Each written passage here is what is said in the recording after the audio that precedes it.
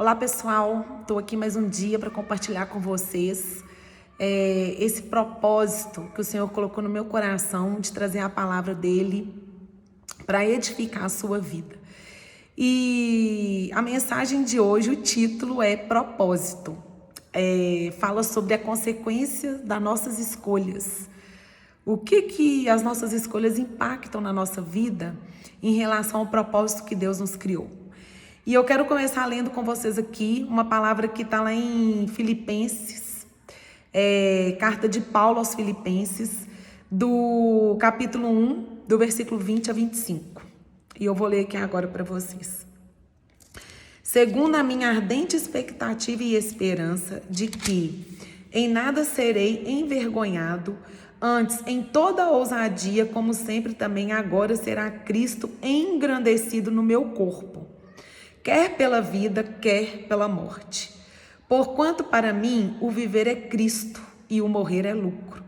Entretanto, se o viver na carne traz fruto para o meu trabalho, já não sei o que hei de escolher. Ora, de um outro lado, estou constrangido, tendo o desejo de partir e estar com Cristo, o que é incomparavelmente melhor. Mas por vossa causa é mais necessário permanecer na carne. E, convencido disto, estou certo de que ficarei e permanecerei com todos vós, para o vosso progresso e gozo da fé, a fim de que aumente quanto a mim o motivo de vos gloriardes em Cristo Jesus, pela minha presença de novo convosco.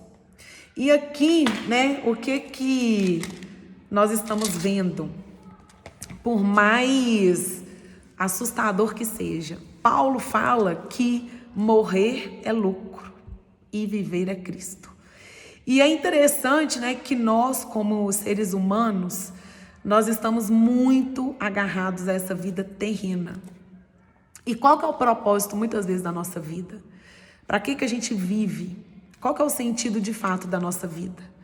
E eu tenho refletido muito sobre isso essa semana, mais fortemente. Eu creio que é por isso que o Senhor trouxe essa palavra de Filipenses ao meu coração. E ao longo de toda essa caminhada que eu passei, eu passei pelo vale da sombra da morte. Mas a Bíblia fala, não temereis, porque eu estou contigo.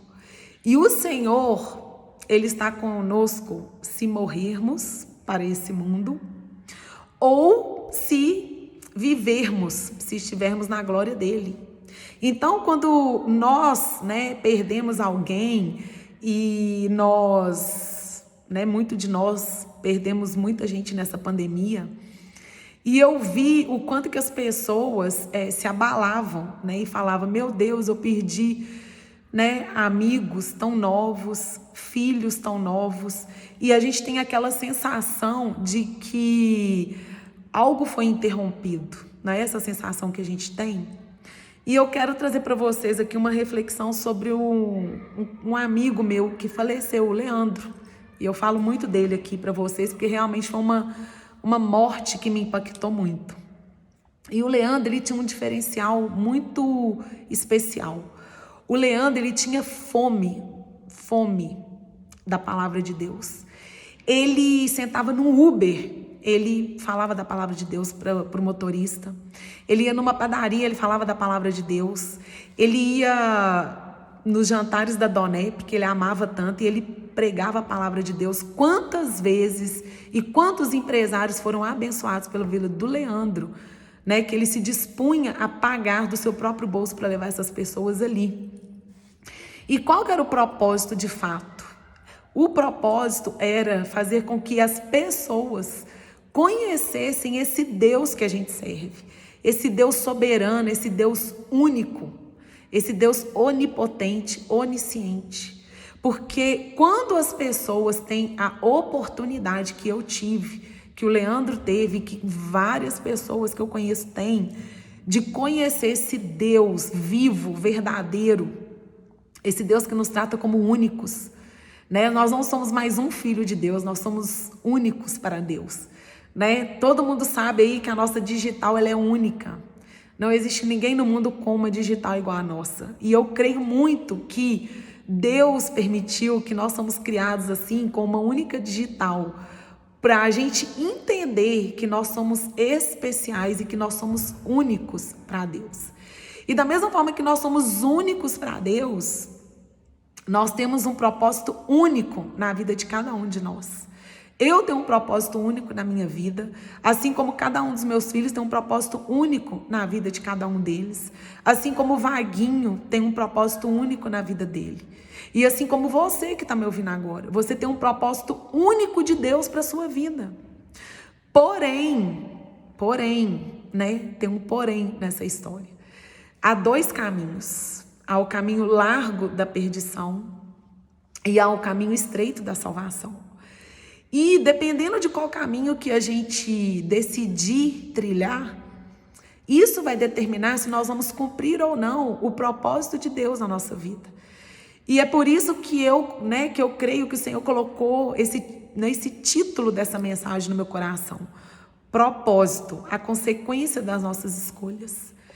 O que as nossas escolhas interferem no propósito de Deus? Como que as nossas escolhas podem ou não fazer com que Deus cumpra o propósito dele na vida de cada um de nós? A minha escolha de não ter operado o Daniel, que você já conhece a minha história aqui, não precisa de eu repetir, né? Todos sabem que eu fui contra a medicina, né?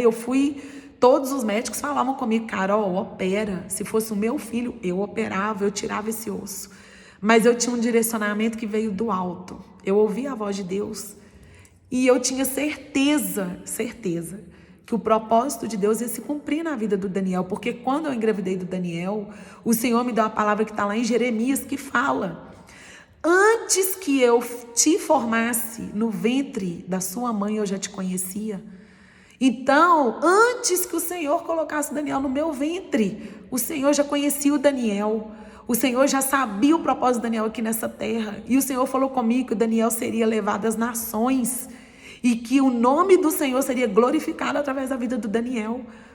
E eu creio que isso tudo que ocorreu na vida dele é só o início de todo o propósito que o Senhor tem na vida dele. Né? Um dia, no Dia das Mães, no meio do tratamento do Daniel, eu vivi isso aqui que Paulo disse aqui em Filipenses. O morrer é lucro e o viver é Cristo. Eu me lembro que naquele Dia das Mães de 2020, eu entrei ali no meu banheiro e eu chorei. E eu entreguei o Daniel para o Senhor. Eu falei, Deus, se o Senhor tiver que levar o Daniel, eu tenho certeza que ele vai estar na glória com o Senhor, por mais que me doa.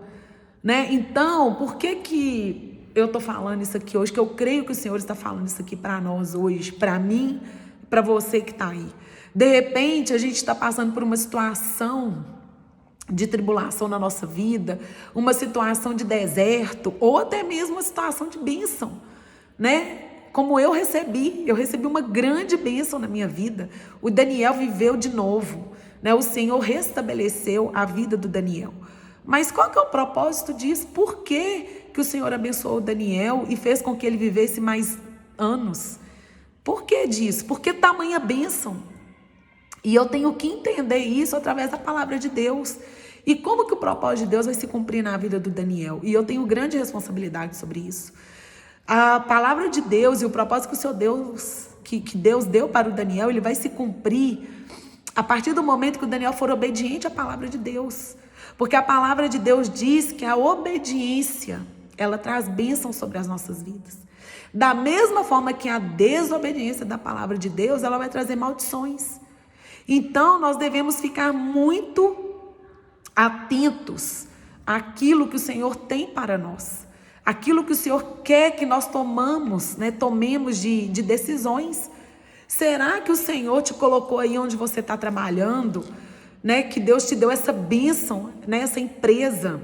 Qual que é o motivo de Deus ter te dado uma empresa, de você ser empresário? Qual que é o motivo de Deus ter te colocado numa diretoria? Qual é o motivo de você ter sido promovido? E também, qual é o motivo do seu deserto? Por que você está passando por um deserto? Eu compartilhei com vocês no vídeo passado, né, do deserto na minha vida financeira e do vaguinho no início do nosso casamento. Tudo tinha um propósito.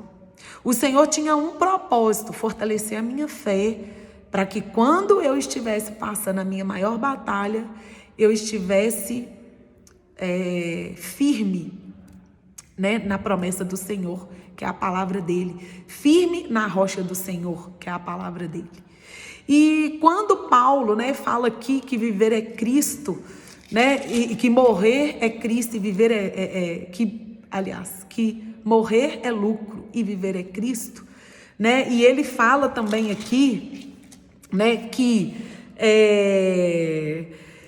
o fruto da carne dele aqui nessa terra, o trabalho dele aqui nessa terra é fazer com que as pessoas conhecessem esse Deus verdadeiro, esse Deus soberano, e que ele aceitaria tudo que ele tivesse que passar. Se vocês não conhecem a história de Paulo, leia as Escrituras, né?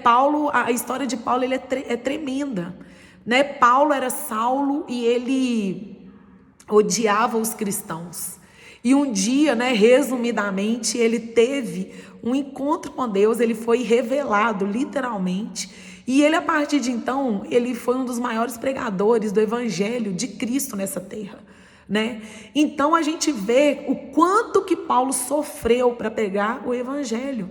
E ele fala, né, mesmo que a minha carne tenha, né, que se sujeitar e ficar nessa terra, eu aceito, porque o meu maior propósito é fazer com que as pessoas sejam conhecedores da palavra de Deus. E foi isso que ele fez a vida toda dele, né? Paulo, desde o momento que ele se converteu, praticamente a única coisa que ele fez da sua vida foi pregar a palavra de Deus. Ele não se desviou dos caminhos de Deus em nenhum momento. E até hoje, quantas pessoas são abençoadas pelas palavras que Paulo deixou para nós aqui nas cartas dele, né, aos Coríntios, aos Filipenses. Eu não sou tão entendedora da Bíblia, né, estudiosa, né, como tem vários sábios da Bíblia, mas não precisa da gente ser. Se nós pegarmos aqui, né, todas as cartas que Paulo escreveu, são cartas que você vê a pessoa de Paulo vivendo literalmente o evangelho. A gente entende o propósito do Senhor nessa terra, né? Hoje, no culto de manhã, eu tô para gravar esse vídeo para vocês aqui, já tem uns 2 dias, mas o Senhor não me autorizou, né? Eu não estava sentindo paz de trazer ainda a palavra do Senhor aqui para vocês. E hoje no culto pela manhã, eu fui muito abençoada, né? E ali o pastor Renato, ele falou sobre Eclesiastes, sobre as vaidades, que tudo nesse mundo é vaidade, né? O trabalho é vaidade. Eu nunca vi, né? Apesar que o que eu vou falar aqui é uma coisa muito corriqueira, mas eu nunca vi ninguém levar casa para caixão, eu nunca vi ninguém levar carro para caixão. Eu nunca vi ninguém morrer com mais alguém, cada um morre sozinho, não é? Por mais que morram no mesmo acidente, cada um vai morrer de uma maneira. Assim como nós nascemos sozinhos, nós também morremos sozinhos. E da mesma forma, a nossa salvação ela é individual. Cada um de nós é responsável pelas escolhas que fazemos nas nossas vidas. E todas as escolhas que nós fazemos, elas vão trazer consequências boas ou consequências ruins, dependendo daquilo que você está fazendo. Carol, como que eu vou saber se a minha escolha está de acordo com a vontade de Deus? E aí eu quero ler para vocês aqui Romanos 12:2, que fala assim: não vivam como vivem as pessoas deste mundo, mas deixem que Deus os transforme por meio de uma completa mudança de vocês, da mente de vocês. Assim vocês conhecerão a vontade de Deus, isto é, aquilo que é bom, perfeito e agradável a Ele. Então, como que você vai saber se a escolha que você está fazendo está certa? Primeiro, está de acordo com a palavra de Deus? Você conhece a palavra de Deus para você tomar alguma decisão? Se você tem dúvida, hoje a coisa mais fácil que existe é você pesquisar no Google. O que a palavra de Deus diz sobre isso? O que a palavra de Deus diz sobre aquilo? É muito fácil. Você quer tomar uma decisão e quer saber se está de acordo com o que as escrituras falam? Dá um Google. Né? Se a desculpa é falar, eu não conheço a Bíblia, eu não conheço isso, não temos mais desculpa para isso. Né? Se você não conhece bem a Bíblia, se você, de repente, não se deixou ter tempo para conhecer a palavra de Deus diariamente, alimentar o seu espírito da palavra de Deus, se você está em dúvida, não faça. Né? Aqui fala muito claro, né? Aqui em Romanos, aquilo que é bom, perfeito e agradável a Ele. Você já teve uma experiência, eu tenho certeza disso, de que você tomou uma decisão na sua vida que você não estava em paz? Eu já tive essa experiência, né? E eu vou contar para vocês uma experiência tremenda que eu tive. Logo quando eu estava para casar com o Vaguinho, que eu estava sem trabalhar, né? Eu já contei isso aqui para vocês. Eu fui numa empresa de logística enorme, que tem em Contagem, em Minas Gerais.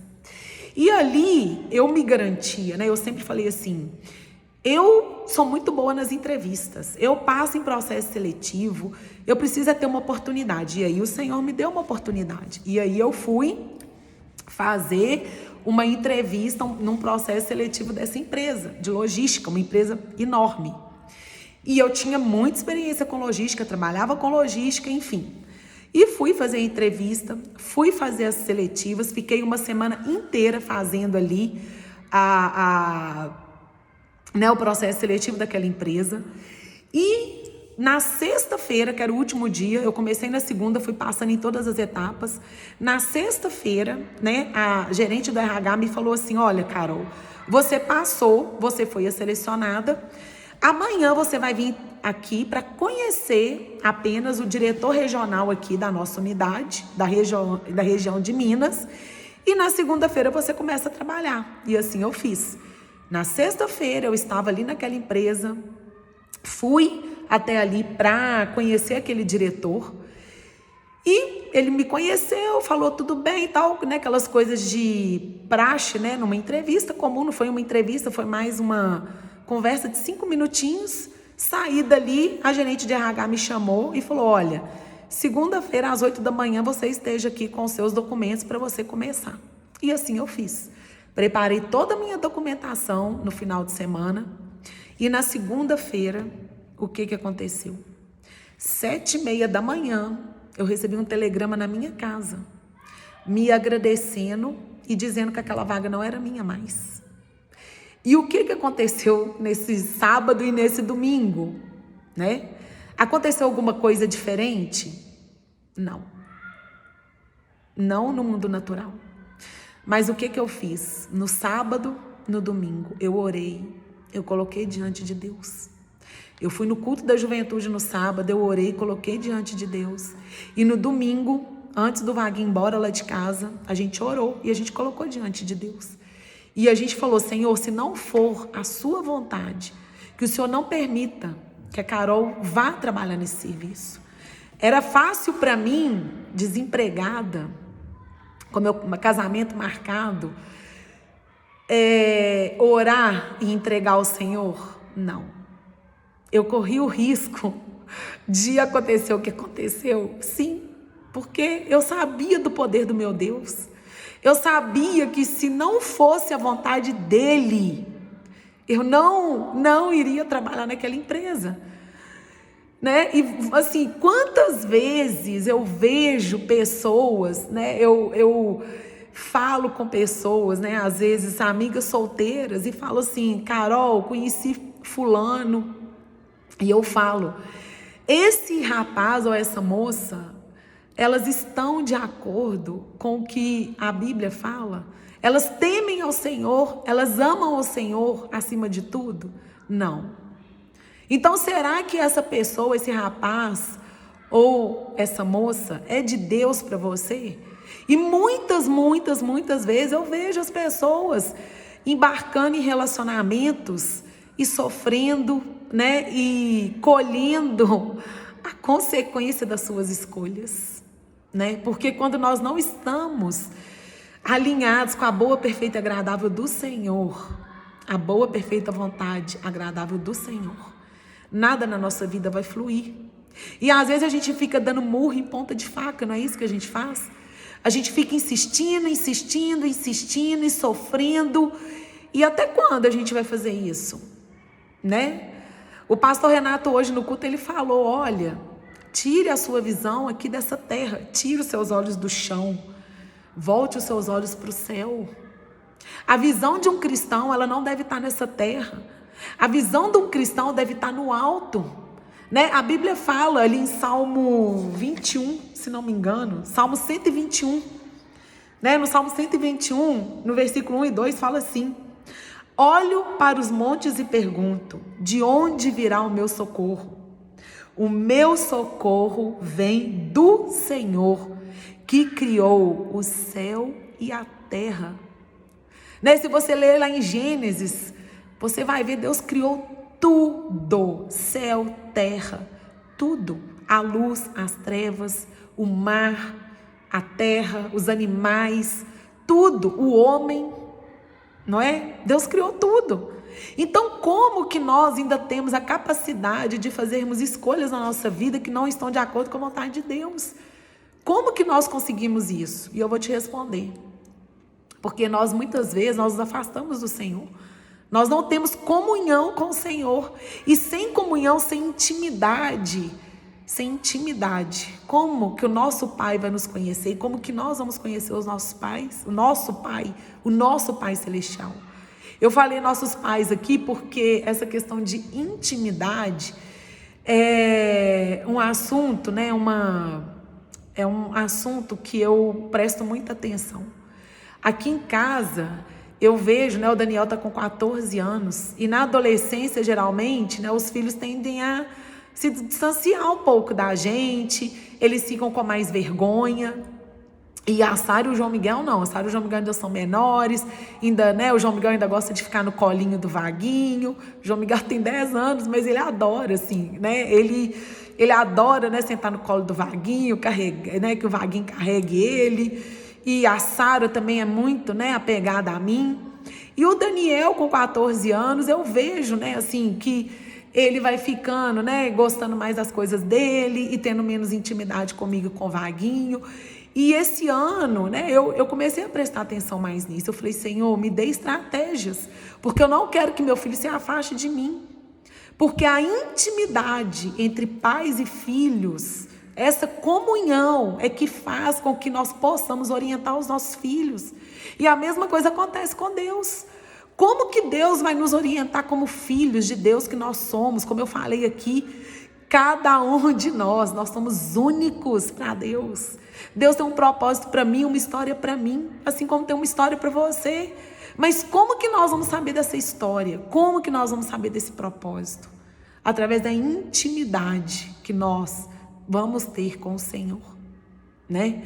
Então, assim, quero encerrar aqui para não me alongar muito. Vou ler para vocês aqui a passagem que está lá em Deuteronômio, no capítulo 5. Deuteronômio é um livro que eu gosto bastante.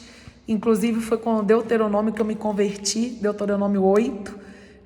Depois eu vou, né, no momento oportuno que o Senhor trouxer aqui ao meu coração, eu vou compartilhar com vocês. Deixa eu achar aqui Deuteronômio 5:29. E Deuteronômio 5:29 fala assim: quem dera que eles estivessem tal coração que me temesse e guardasse em todo o tempo todos os meus mandamentos, para que bem lhes fosse a eles e os seus filhos para sempre. Então olha para você ver, todo o bem e todo o mandamento do Senhor que nós cumprimos, né? A palavra do Senhor, Deus não deu os mandamentos dele à toa. Todo mandamento que o Senhor nos deu, quando nós estamos alinhados com a palavra dele, olha como que a bênção do Senhor é tremenda. A palavra fala que a maldição, ela visita até terceira e quarta geração. Eu também vou trazer algo sobre isso aqui ainda, né? Sobre maldições hereditárias. Mas hoje eu quero falar da bênção.